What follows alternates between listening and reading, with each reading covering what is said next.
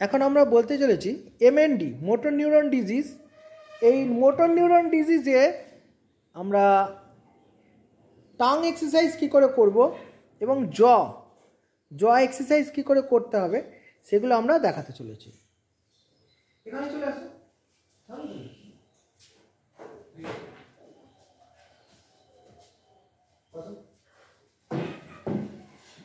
আমরা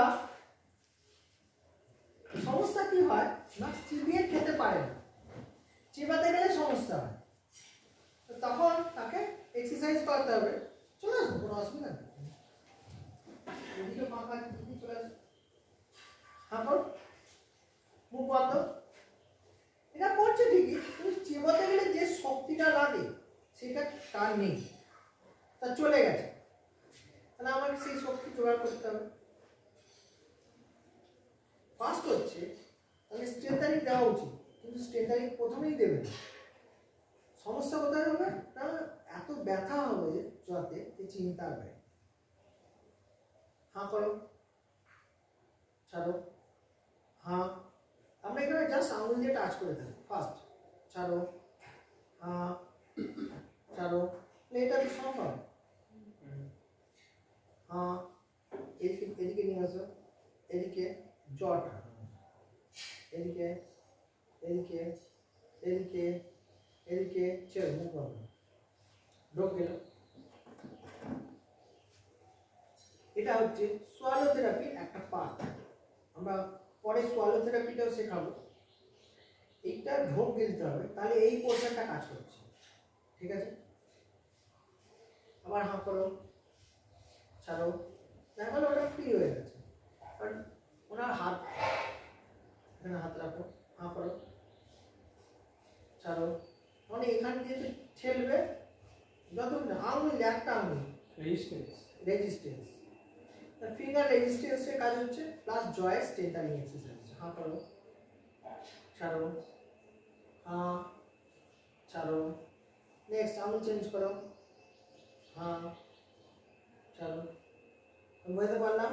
5 বার, বেশি না। আবার আঙুল চেঞ্জ করো। এতে কি হয়, আমার পুরো হাতটাও হচ্ছে প্লাস মুখটাও হচ্ছে।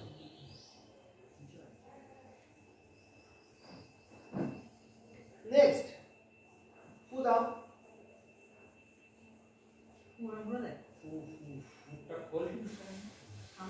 জোরে জোরে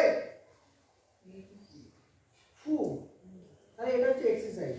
ফু দেওয়া প্র্যাকটিস করা, তাহলে এই জিনিসটা পারবে, একটু দিন ছেড়ে দেবে, তারপরে বেলুটা হবে ওরম করবে। তাকে চেষ্টা করাতাম, বারে বারে বারে বারে চেষ্টা করো।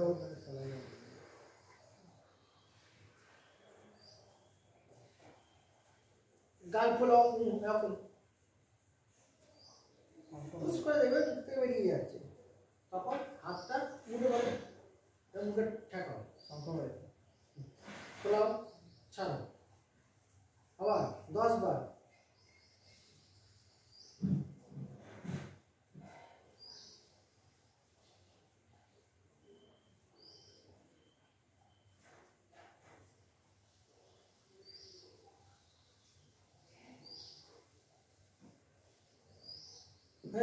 আবার ঢোক গেল। ভিডিওটা লম্বা না করার জন্য আমরা তাড়াতাড়ি এটা দেখিয়েছি। ঢোক গেল, মাথাটা এদিক ওদিক ঘোরাও, একটু ব্রেক দাও। প্রত্যেকটা কাজের মাঝে কিছুটা করে সময় দিতে হবে। ঠিক আছে, প্রত্যেকটা কাজের মাঝে কিছুটা করে সময় দিতে হবে, এটা কিন্তু কম্পালসারি। কে বোঝেনি? নেক্সট জিভের এক্সারসাইজ, টাং। টাং এক্সারসাইজ করতে গেলে আমাদের কয়েকটা জিনিসের দরকার পড়ে। আমরা জিনিসটা নিয়ে আসি একটু। আমাদের কোনো কিছু সাপোর্টে নিতে হবে। স্যার একটু এগিয়ে আসুন। এরকম আপনি বলা শুরু করবেন না, চলো এই চলো বলা শুরু করবেন। ঠিক আছে,